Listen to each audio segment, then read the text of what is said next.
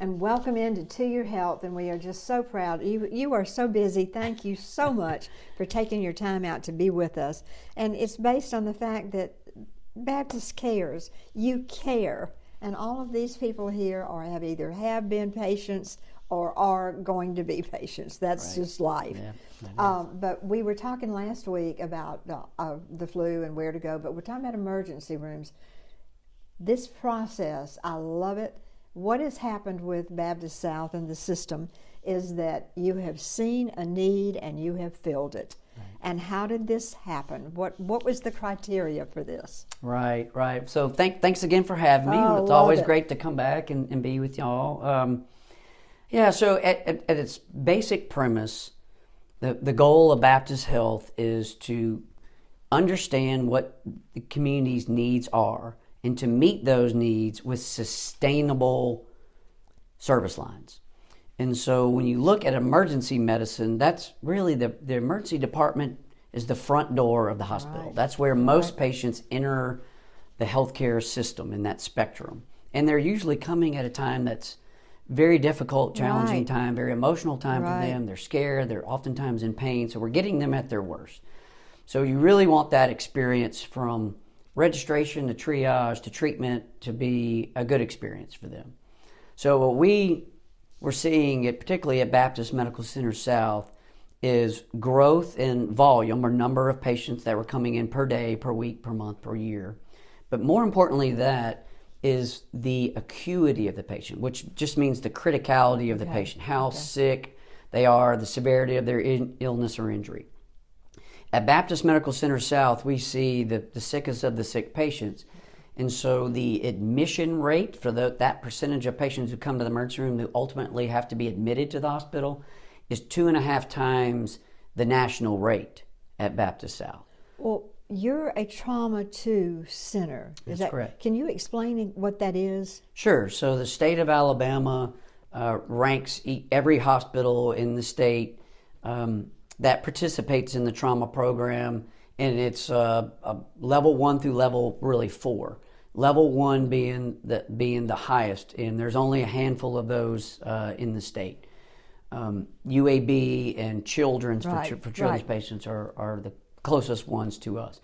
Baptist Medical Center South functions very much like a level 1, and it's actually something that we are contemplating is applying for and pursuing that level 1 designation, but that's a little bit down the road.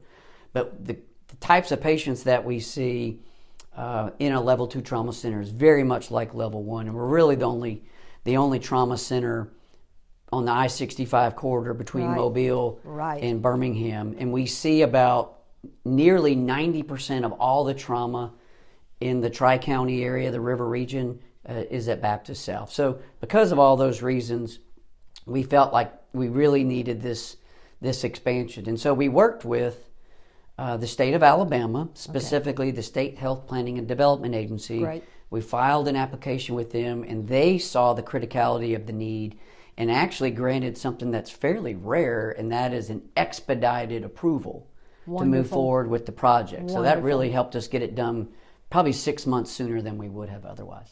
Because it is so desperately needed, everywhere. And then you got the permission, and then when I've gone there or been by there, it's been a bit of a conundrum and a bit of a mess because there's a lot of work to that. Right. So how long did it take just to prepare or to build it? Yeah, it's been a great project. And when you're seeing between 50 and 60,000 ER visits a year and serving a 17 county region, you've got to be prepared for that. So what we did is it's about right at 11,000 square feet addition. It encompasses 30 new beds. So it took us from about 53 to 55 beds to about 83, 85 beds. Now we can surge up to around 100, in times of natural disasters, tornadoes, hurricanes, those kinds of things. COVID, certainly.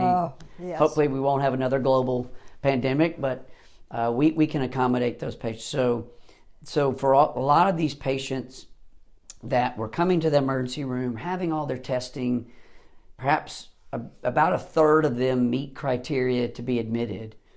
And oftentimes they were still waiting. And this is true of almost every emergency room in the country. You wait for a bed to become available upstairs or be cleaned or whatever. And so you're kind of waiting in the ER. And so we wanted to create a space where these patients can be treated for their injury or illness, or if they are having to wait for a bed upstairs, and maybe it's a certain kind of bed, because it's not just any bed, because if they need to go to a neurologic floor or a cardiac floor or an orthopedic floor, we want them in the safest place where the team is most competent to take care of them. So these 30 new beds will allow us to provide more efficiency, more comfort, and most importantly, a safer environment for our patients while they're waiting. I just think it's a blessing, and we need it so badly. And we're all so appreciative, and we're going to have you back next week. We're going to talk about all that can be done once you get there. Okay, you're there, you're diagnosed.